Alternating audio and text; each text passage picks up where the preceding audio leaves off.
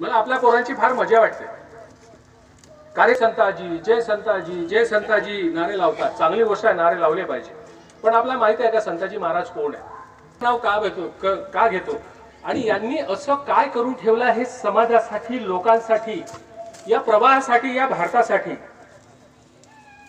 काय करून ठेवलं आहे, विशेष काय करून ठेवलं आहे असं की ज्यांचे नामे आम्ही घेतो.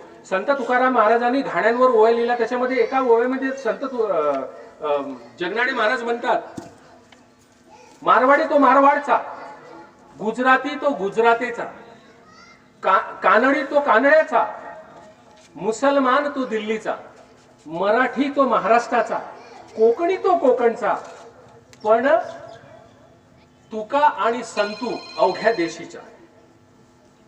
म्हणजे आजपासून 400 वर्ष आधीच्या काळामध्ये जेव्हा जात धर्म ह्या परंपरा इतका जोखड होत्या, मरण आणि तोरणाचे सगळे नियम वेगळे होते, त्याच्यामध्ये इतका मोठा उदंड विचार, जातीपाती तोडणारा विचार, धर्मप्रांत तोडणारा विचार संत शिरोमणी जगनाडे महाराजांनी देऊन ठेवला आहे की मारवाडी तो मारवाड्याचा, गुजराती गुजरातेचा, कानडी तो कानड्याचा,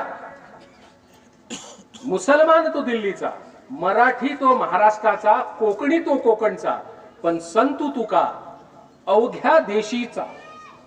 म्हणजे त्यांना प्रांताच्या आणि भाषेच्या मर्यादेत सुद्धा राहायला आवडत नाही.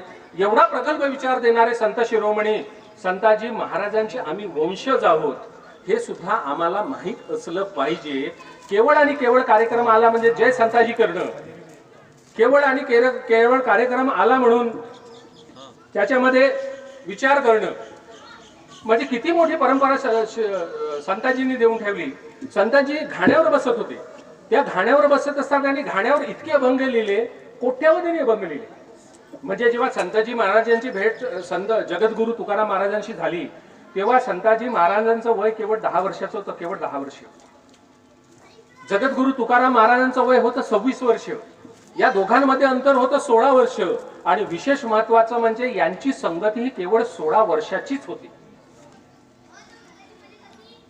इकडे तुकाराम महाराजांच्या जो पहिला मुलगा वारला त्याचं नावही संताजी, तो वयाच्या 10व्या वर्षी वारला. आणि दुसरा संताजी संतू तेली हे 10व्या वर्षी तुकाराम महाराजांना भेटले आणि त्यांचंही नाव संताजी. किती योग आहे. म्हणजे आपण जर एखाद्या गोष्टीला बियॉन्ड पाहायला गेलो, बियॉन्डच्या पलीकडे जर आम्ही पाहायला गेलो तर आम्हाला कळतं की किती योग आहे. तुकाराम महाराजांची सासूरवाडी खेड, संताजी महाराजांची सासूरवाडी ही खेड. दोन्ही वेगवेगळ्या घरातल्या वेगवेगळ्या समाजातल्या मुली, पण दोघांचा सासूरवाडी ही खेड. इतकं साम्य. आणि या सगळ्या साम्यातून संत तुकाराम महाराज आणि संत शिरोमणी जगनाडे महाराज यांच्या ज्या समाजसेवेचे जे काम सुरू झालं त्या समाजसेवेच्या कामातून संत शिरोमणी जगनाडे महाराजांनी इतके काही उपदेश देऊन ठेवले आहेत आयुष्यात की आम्ही जर संतांजींचा अभ्यास केला तर आमच्या लक्षात येईल. संताजी म्हणे, सगुण हा घाणा घेऊन बसलो. सगुण, सगळ्या गुणांनी युक्त असा घाणा. घाण्याची गुण संताजी महाराजांनी कितीतरी अभंगातून सांगितले की घाण्याचं गुण काय, घाणा म्हणजे नेमका काय. केवळ शेंगाने किंवा तीळ त्याच्यात टाकणं, बैल चारी बाजूने फिरवणं, त्याला पिळून काढणं, त्याच्यातून तेल काढणं आणि ते समाजातल्या लोकांना विकणं, देशातल्या लोकांना विकणं, हा केवळ घाणा नाही, तर घाण्याचे गुण आहेत. म्हणून संत शिरोमणी जगनाडे महाराज घाण्याला सगुण घाणा म्हणतात. की सगुण घाणा घेऊन या बैसलो, तेली जन्मा आलो घाणा घ्या. तेली जन्माला आलो हा सगुण रूपाचा घाणा घेण्यासाठी. नाहीतर तुमची आमची एक जात.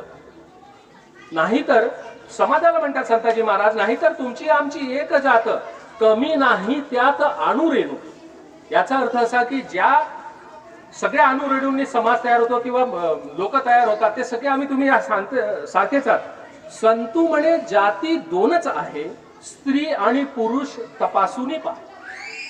400 वर्षाआधी जिथं समाजाची जोखड लोकांच्या डोक्यावर होती, जिथं धर्माची जोखड लोकांच्या डोक्यावर होती, जिथं धर्म परंपरा सगळ्या पराकाष्ठेला पाळल्या जायच्या, जिथं रोटी भेटी हा भेद होता, जिथं एकामेकाच्या घरी जाणं हे मनाई होतं, आपल्या समाजापुरतं राहणं हे स्वीकार्य होतं, त्या सगळ्या वातावरणामध्ये जाती कोणत्याच नाहीत, फक्त निसर्गाने दिलेल्या, ईश्वराने जन्माला घातलेल्या दोनच जाती या भूतलावर आहेत, ते म्हणजे स्त्री आणि पुरुष.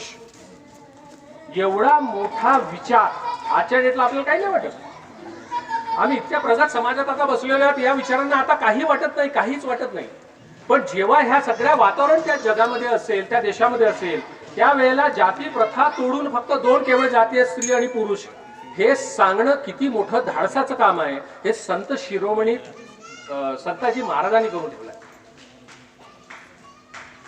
आजचा कायदा काय म्हणतो, संविधान काय म्हणतं, एखादा पुरुष मेला, एखादा पुरुष मरण पावला की त्याची संपत्तीचा इमिजिएट मालक, अकॉर्डिंग टू लॉ, म्हणजे कायद्याचे, मला वकील साहेब मंचावर बसले, ते कदाचित माझं चुकलं तर मला सुधरवतील.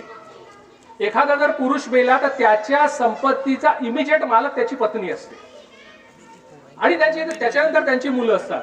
पण स्वातंत्र्यानंतरच्या काळातही हा कायदा भारतात नव्हता. एखादा पुरुष मेल्यानंतर त्याच्या संपत्तीचे वारस त्याच्या घरचे लोक व्हायचे आणि ती जी अबला असायची, जी विधवा असायची, तिचे चूल आणि मूल याच्या भोवती आयुष्य नसायचं. डॉक्टर बाबासाहेब आंबेडकरांनी लिहिलेल्या कायद्यामध्ये हिंदू कोड बिल जेव्हा तयार केलं, त्याचे 4 पार्ट, त्याला खूप विरोध झाला, स्वतंत्र विषय. डॉक्टर बाबासाहेब आंबेडकरांना माझे भरपूर व्याख्यान होतात महाराष्ट्रामध्ये.